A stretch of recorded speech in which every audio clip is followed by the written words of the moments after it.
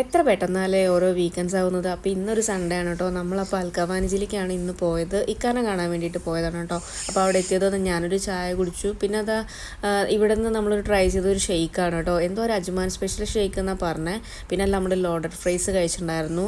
ആ ഷെയ്ക്ക് നല്ല ടേസ്റ്റ് ഉണ്ടായിരുന്നു കേട്ടോ. ഡ്രൈ നട്ട്സ് ഒക്കെ ഇട്ടിട്ടുള്ളൊരു മിൽക്ക് ഷെയ്ക്കാണ്. ഞാൻ ഫസ്റ്റ് ടൈമാണ് കേട്ടോ ട്രൈ ചെയ്യണത്.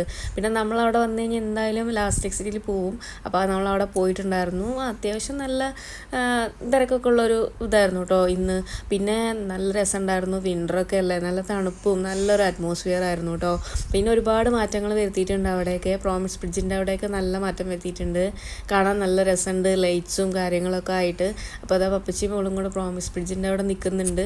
പിന്നെ ഇസാബിക്ക് പിന്നെ ഇപ്പോൾ കുറച്ച് ഓട്ടം കൂടിയിട്ടുണ്ട്. നടക്കാൻ തുടങ്ങിയതിന് ശേഷം എവിടെയും നിൽക്കില്ല. അവൾക്ക് എടുക്കാനും പറ്റില്ല. ഫുൾ ടൈം അവളിങ്ങനെ നടന്നുകൊണ്ടിരിക്കണം. പിന്നെ അതിന് ശേഷം ഞാൻ അവിടുത്തെ വാഷ്റൂം പോയപ്പോൾ അവിടെ ഇങ്ങനെ സെറ്റ് ചെയ്തത് കണ്ടപ്പോൾ അത് നിങ്ങൾക്കും കൂടെ കാണിച്ചു തരണം തോന്നി. പിന്നെ അതിന് ശേഷം അവളുടെ ഡൈപ്പർ ചേഞ്ച് ചെയ്യാൻ വേണ്ടിയിട്ട് ഞാൻ പോയപ്പോൾ ആ റൂമും കൂടെ കാണിച്ചു തരാമെന്ന് വിചാരിച്ചു.